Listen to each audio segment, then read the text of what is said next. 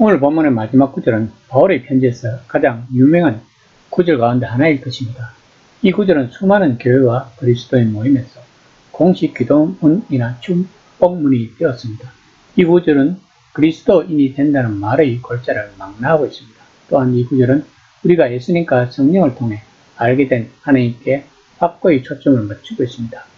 그리고 이 구절은 알찬 실제적 의미와 알찬 진학적 의미를 담고 있고 그것들이 하나로 엮어져 격조 높은 기도문이 되었던 것입니다. 그러므로 이 구절이 대중적인 사랑을 받는 것은 당연할 것입니다. 오늘 본문은 마지막 인사와 격려하고 권면하는 내용을 소개하고 있습니다.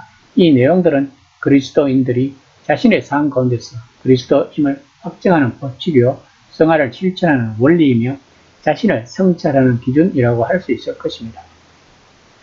13장 11에서 12절입니다.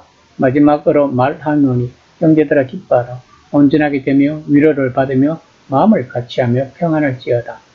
또 사랑과 평강의 하나님이 너희와 함께 계시니라. 거룩하게 입맞춤으로 서로 문안하라.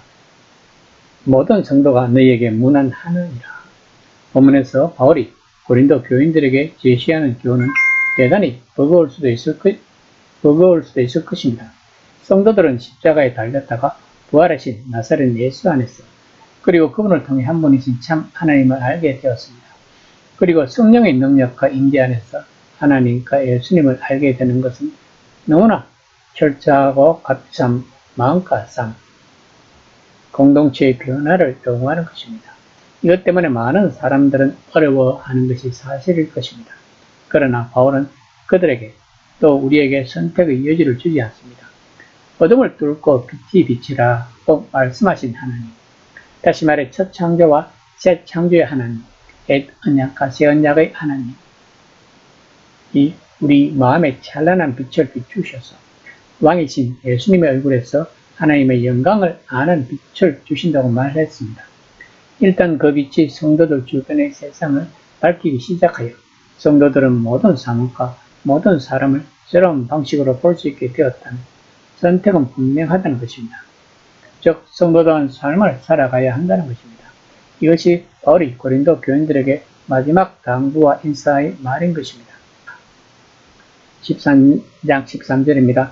주 예수 그리스도의 은혜와 하나님의 사랑과 성령의 교통하심이 너희 우리와 함께 있을지어다. 그리스도인이 되는 것은 당연히 은혜와 더불어 시작될 것입니다. 지금 우리가 이런 모습인 이유는 살아계신 하나님이 더없이 가분한 자비로 우리에게 내려오셨기 때문입니다. 이는 바울이 자신의 복음에서 누누이 감사하는 내용입니다. 바울은 특히 8장에서 은혜라는 단어를 사용하여 하나님이 우리를 위해 사랑 가운데 값없이 행하신 일뿐만 아니라 우리 안에서 또한 우리를 통해 하시는 일도 묘사한다는 점에 주목해야 할 것입니다. 그렇다면 바울이 단순히 하나님의 은혜가 아니라 왕이신 예수 그리스도의 은혜를 언급하는 이유는 무엇일까요?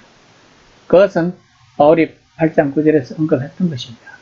너그럽게 헌금하라고 고린도 교인들에게 당부하면서 바울은 풍요로운 하늘의 실존을 뒤로하고 우리를 위해 가난하고 겸손해지기로 선택하신 예수님의 본을 보여주고자 하는 것입니다. 우리는 그것을 이렇게 표현할 수 있을 것입니다. 너그럽고 헌신적인 하나님이 예수님이 되셨다. 예수님은 하나님의 은혜를 구원하셨다는 것입니다. 그 은혜가 예수님 안에서 사람이 되었습니다. 은혜가 온전히 은혜되기 위해 세상을 위해 자신을 내주기 위해 은혜가 해야 했던 일이 그것이기 때문이라는 것입니다. 그러므로 우리가 왕이신 예수 그리스도의 은혜라고 말하는 것은 당연한 것이며 바울이 하듯이 우리는 이 은혜가 우리들 삶에 강력하게 역사하도록 기도할 수 있을 것입니다. 하지만 이 능력의 배후에는 하나님의 사랑이 있습니다. 하나님의 사랑은 비단 그분의 성품에서 한 가지 특성에 불과한 것이 아닙니다. 그것은 하나님 그분의 핵심입니다. 사랑의 하나님이 유일하신 참 하나님이라는 유대교와 기독교의 신앙 고백은 고대나 현대의 다른 대부분의 신앙과 확연히 구분된다는 점은 분명할 것입니다. 고대 이교 세계는 분명 사랑의 하나님을 믿지 않았습니다. 남신과 여신 가운데 일부는 특정 사람들에게 사랑 비슷한 것을 보여주었을지 모릅니다. 하지만 그 세계는 사랑하지 않고 도리어 변덕스럽고 고약하여 진정시키고 달래야만 하는 초인간적인 세력에 대한 두려움에서 기인하는 불안으로 가득했을 것입니다. 다시 말하면 가장 심오한 본성이 사랑의 신 한 분 하나님을 언급하는 종교는 없었다는 것입니다. 유대교와 희망을 붙들었던 것을 기독교는 마침내 성취되었다고 선언한 신념이 있습니다. 그것은 세상을 만드신 한 분 하나님이 정말 철저하게 사랑의 하나님이고 그분은 스스로 엄청난 대가를 지불하고 세상 속에서 역사하여 마침내 만물을 바로잡음으로써 이 사랑을 입증할 것이라는 신념이었습니다. 이 사랑의 하나님을 바라보면서 그리고 그 보답으로 그분을 신뢰하고 사랑하는 법을 배우면서 초대교회는 새로운 형태의 영성, 어린아이가 아버지에게 품은 것과 비슷한 친밀한 신뢰, 자신들이 영원한 사랑으로 사랑받고 있음을 아는 따스한 안정감이 자신들을 감사하는 것을 깨달았던 것입니다. 이것이 바울이 하나님의 사랑이라는 말에 담은 의미인 것입니다.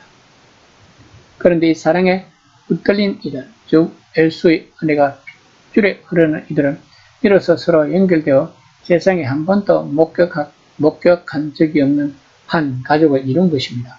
이것은 혈연적, 종족적 혈통이나 관계에 전혀 기반을 두지 않은 가족입니다. 그 안에서는 누구든 모두 환영받습니다.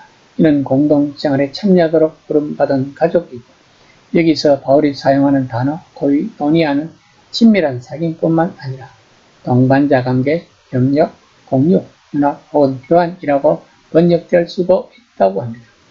바울이 고린도 교인들과 관계 개선을 위해 애쓰는 동안 이 코이노니아는 상당한 압박을 받고 있었을 것입니다. 그 이유는 하나님의 영이 자신과 상과 고린도 교인들의 삶 둘 다 안에서 역사하고 있다고 바울이 믿었기 때문에 그는 그들을 놓아줄 수 없었고 그곳을 떠나 다른 곳에 또 하나의 교회를 설립할 수 없었고 자신이 사랑하는 마게도니아 교회와 누리는 행복한 관계에 그냥 젖어 있을 수만도 없었으며 도리어 그는 만사를 철저히 검토하여 동반자 관계, 참여, 사귐이 온전히 표현되도록 해야만 했기 때문입니다. 이것이 바로 성령의 교통하심입니다.